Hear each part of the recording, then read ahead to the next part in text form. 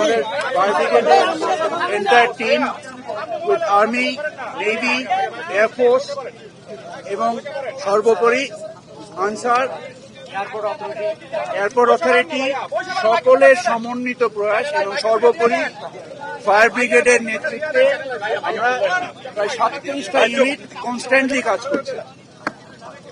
আপনাদের মাধ্যমে আমরা শুধু আপাতত এইটুকুই বলবো, আল্লাহর রহমতে আগুন আমাদের নিয়ন্ত্রণে আছে।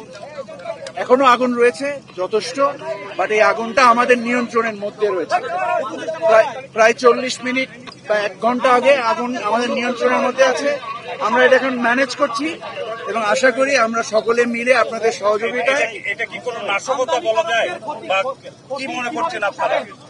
আমরা এত দ্রুত এই প্রশ্নের জবাব কি সঠিক? আপনার এই প্রশ্নটা কি এত দ্রুত সঠিক? এটা একটা জাতীয় প্রতিষ্ঠান, এখানে নাশকতা না এটা দুর্ঘটনা? এটা দুর্ঘটনা। এটা কি আপনি চান যে আমি একটা স্টেটমেন্ট দিয়ে দিব এখন? Is it right question? কেন করব না? অবশ্যই করব। এত বড় একটা দুর্ঘটনা জাতীয় জায়গায় আমরা মানে সর্বোচ্চ পর্যায়ের আমরা কমিটি গঠন করব, করে আমরা এটার ব্যাপারে বিশ্লেষণ করব।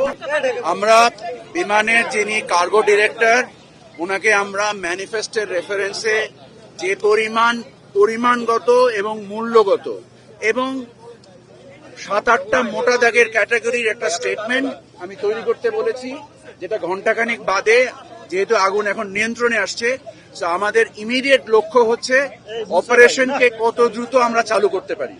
আমরা এই লক্ষ্যে এখন আলোচনায় বসে আমরা ক্ষতি নিরূপণ করার জন্য এবং আমাদের যেহেতু এটা একটা চলমান কার্যক্রম, এই চলমান কার্যক্রমকে কিভাবে আমরা চলমান রাখবো সেই ব্যাপারে আমরা পদ্ধতিগতভাবে সকলে বসে, আমরা এখনই বসে আমরা সিদ্ধান্তগুলো নেওয়ার চেষ্টা করব।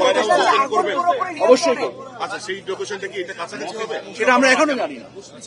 মাননীয় উপদেষ্টা, আমরা দেখছি যে উচ্চ ভবন হইলে তখন আসলে একটু জটিলতা থাকে ফায়ার সার্ভিসের। আসলে এখানে যখন এই মুহূর্তে এই প্রশ্নগুলো জবাব আমার মনে প্রিম্যাচিওর। আমাদের এই মুহূর্তে দরকার হচ্ছে সংকটকে অতিক্রম করা। আপনাদের মাধ্যমে দেশবাসীর কাছে আমরা দোয়া চাচ্ছি যেন আল্লাহ তাআলা আমাদের জন্য এই কাজকে সহজ করে দেন এবং আমরা যেন আমাদের যে পুনরায় যত দ্রুত পারি আমরা এয়ারপোর্টকে চালু করব, কারণ আপনারা জানেন যে এয়ারপোর্টে ফ্লাইট এই মুহূর্তে বন্ধ আছে। আমরা মানে চেষ্টা করছি যে যত দ্রুত পারি আজকে রাত